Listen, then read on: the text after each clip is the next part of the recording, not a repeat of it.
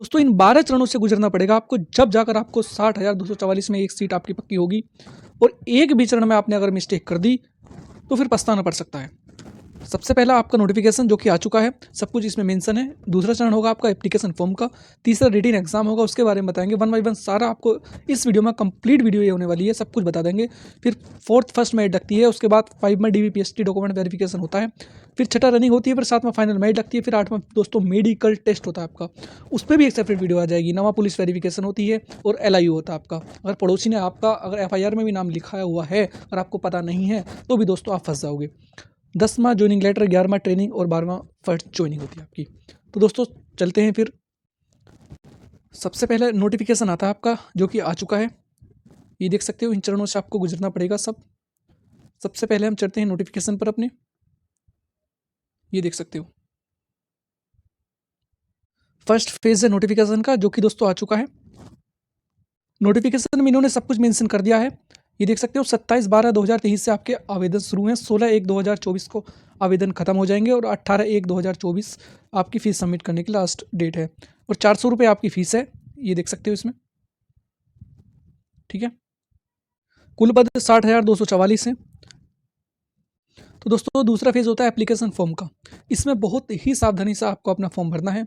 Individual हर किसी का form होता है दोस्तों। अगर आपने इसमें मिस्टेक कर दी तो जो मेरे साथ के काफ़ी सारे ऐसे बंदे हैं जो फाइनल से बाहर हुए हैं, सब कुछ उन्हें ज्वाइनिंग लेटर तक मिल गया, बाद में बाहर हुए हैं वो। क्या क्या उन्होंने गलती करी थी ये देख सकते हो आप। सबसे पहले आप अभी अपनी मार्कशीट चेक कर सकते हो, हाई स्कूल और इंटर की। नाम में अगर कोई मिस्टेक है आपके तो अब तो खैर सुधरने वाला नहीं है। एक एफिडेविट बनता है बाद में DVPST में, वो एफिडेविट देना होता है आपको। अगर जन्म तिथि में अगर आपकी कोई दिक्कत है, हाई स्कूल में अलग है, इंटर में अलग है, तो दोस्तों फिर आपका कुछ नहीं हो सकता। जाति प्रमाण पत्र, इसमें बहुत सारे कैंडिडेट्स निकलते हैं। फाइनल मेरिट फर्स्ट मेरिट लगने के बाद DVPST होता है, उसमें अगर जाति प्रमाण पत्र तुम्हारा 1/4/2023 के बाद मतलब का से पहले का है तो दोस्तों आप बाहर कर दिए जाओगे। 1/4/2023 के बाद का ही आपका होना चाहिए और आप बनवा लो, ठीक है। लेटेस्ट बनवा लो, इससे अच्छी तो कोई बात हो ही नहीं सकती। जाति प्रमाण पत्र होना चाहिए, फिर उसके बाद फोटो और सिग्नेचर आपके ठीक होने चाहिए। उसके बाद दोस्तों तीसरा चरण होता है एग्ज़ाम। एग्ज़ाम आपका ऑफलाइन ही एग्ज़ाम होगा। 150 प्रश्न होंगे उसमें, एक प्रश्न 2 अंक का होगा, 300 अंक का होगा और 0.5 अंक एक गलत प्रश्न के लिए काट लिया जाएगा। पहले जैसा ही सिस्टम है, सामान्य ज्ञान 38 का, संख्यात्मक और मानसिक क्षमता 38 की, मानसिक अभिरुचि बुद्धिलुब्धि एवं तार्किक क्षमता 37 की और सामान्य हिंदी 37 की होगी। अब नेक्स्ट चरण देख लेते हैं फर्स्ट मेरिट का। आपका एग्जाम हो गया, नॉर्मलाइजेशन हो गया आपका। ये मैं आपको 49,568 की फर्स्ट मेरिट दिखा रहा हूँ। वैसे आपके भी मेरिट ज़्यादा जाने वाली नहीं है, क्यों?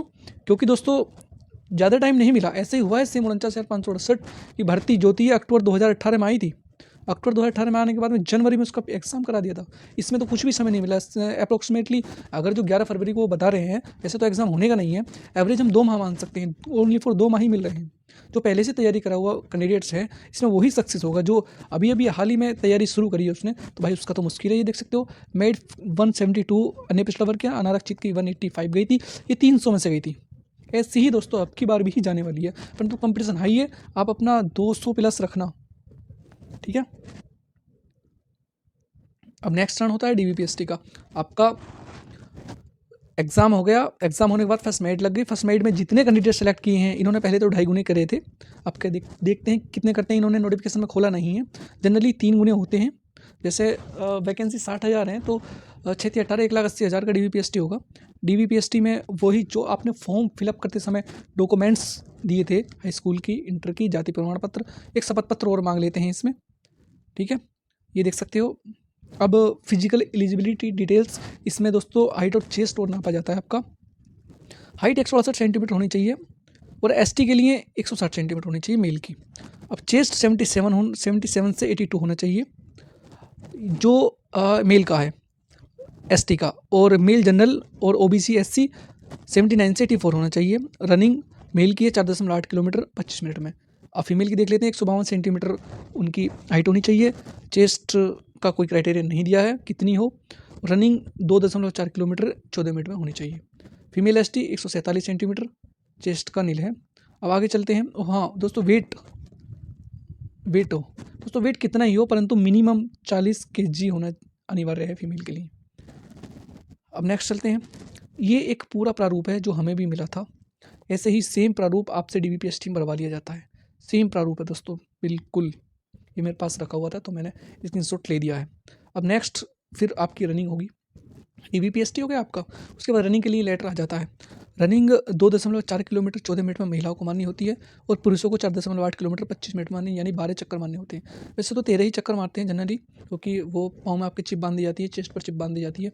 आपको कंप्यूटराइज चक्कर चेक होते हैं, एक चक्कर में कोई दिक्कत परेशानी अगर हो गई तो जनरली 13 ही मारते हैं लोग। हमने भी 13 ही लगाए थे दोस्तों। ये देख सकते हो फाइनल मेड कितनी, मतलब 5 से 6 अंक तो बढ़ी है 100% ही। ये देख सकते हो पूरा इन्होंने डाटा इसमें दे दिया फाइनल मेड का, ठीक है। ये देख सकते हो 180 अनारक्षित की, 176 अन्य पिछड़ा वर्ग की और अनुसूचित जाति की 149 और 120 गई है अनुसूचित जनजाति की लंबत आरक्षण के बाद, ठीक है। अब फिर उसके बाद जो सभी में पास हो जाते हैं फाइनल मेड में उतने ही कैंडिडेट्स लिए जाते हैं जितनी वैकेंसी होती हैं। जैसे 60,244 हैं तो 60,244 ही लिए जाएंगे, ना एक ज़्यादा ना एक कम। और मेडिकल में भी उतने बुलाए जाते हैं। मेडिकल में जो बाहर हो जाते हैं उन्हें कोई दोबारा चांस नहीं दिया जाता, ना ही मेड डाउन होती है इसकी, ये मैं आपको बता दूँ, ठीक है। तो मेडिकल टेस्ट होता है, मेडिकल टेस्ट पे एक सेपरेट वीडियो हो जाएगी, पर मैं आपको एक थोड़ा सा अनुमान बता देता हूँ। ये सेम प्रारूप दोस्तों वहाँ पर मिलेगा। सेम जो डॉक्टर भरता है वहाँ ऐसे ही होता है, बिल्कुल सेम पेज। भाग देते हैं, आपकी नोकनी चेक करेगा, घुटनों की बोलैक्स चेक करेगा, मतलब ज़्यादा आपकी टांगें फैली हुई तो नहीं है, फ्लैट फुट चेक करेगा, बोरी पे आपका पाँव रखवाएगा, फिर चलवा के दिखाएगा, वेरिकोसिल वेन्स, उभरी हुई नसों का गुच्छा तो नहीं है कहीं भी शरीर में, अगर नसों का गुच्छा होगा तो आपको बाहर कर देगा। स्पीच मतलब वैसे तो जनरली बोलता ही है, बोलने में वैसे तो कोई दिक्कत होनी नहीं चाहिए किसी को, अगर थोड़ा बहुत भी अगलाता है तो कोई दिक्कत नहीं है। शारीरिक विकार अगर उसे दिखाई देता है तो वो यहाँ पर लिख देगा। फिर कानों वाला आ जाता है। कानों में एक मशीन बैठ के वो देखता है ये पर्दा तो फटा हुआ नहीं है, सुनाई तो नहीं आ रही है, बस यही देखता है। जनरली सब हो जाता है।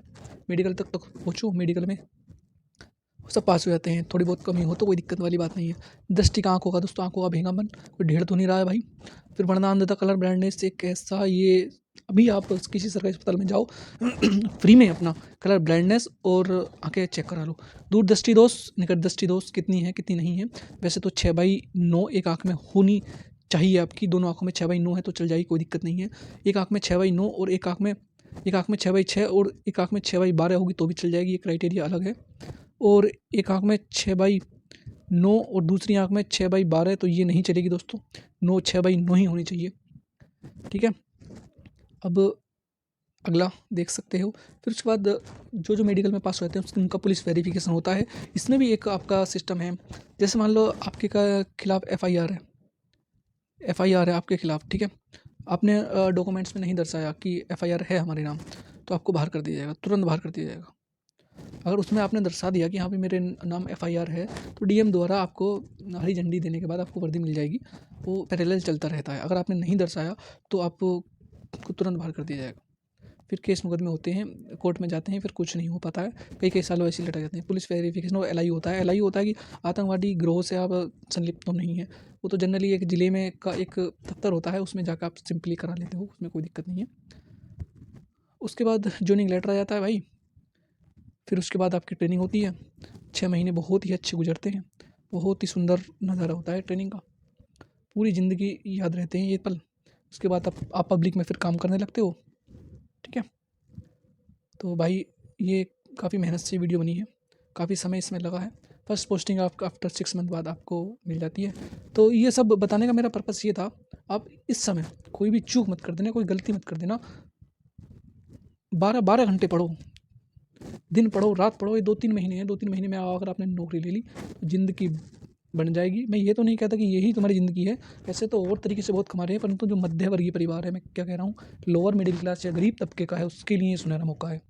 क्योंकि आप कोई भी एग्ज़ाम देख लो, 200, 250, 300, 400 वैकेंसी आती हैं और वो ही या तो पढ़ने वाले इतने अच्छे होते हैं, घर की फैसिलिटी उनकी अच्छी होती है, उसमें हमारा भाई नंबर अपना नहीं आ सकता। जो गरीब, और ये तो नहीं कह सकते नहीं आ सकता, तो सकता है, परंतु बहुत मेहनत की ज़रूरत है उसमें। तो यही गोल्डन अपॉर्चुनिटी है। और अगर आपका कोई सवाल है, क्वेरी है, तो कमेंट्स कर देना, मैं उसका जवाब देने की कोशिश करूँगा। और इस चैनल को सब्सक्राइब कर देना। Take care, best of luck, thank you very much. मिलते हैं अगली वीडियो में।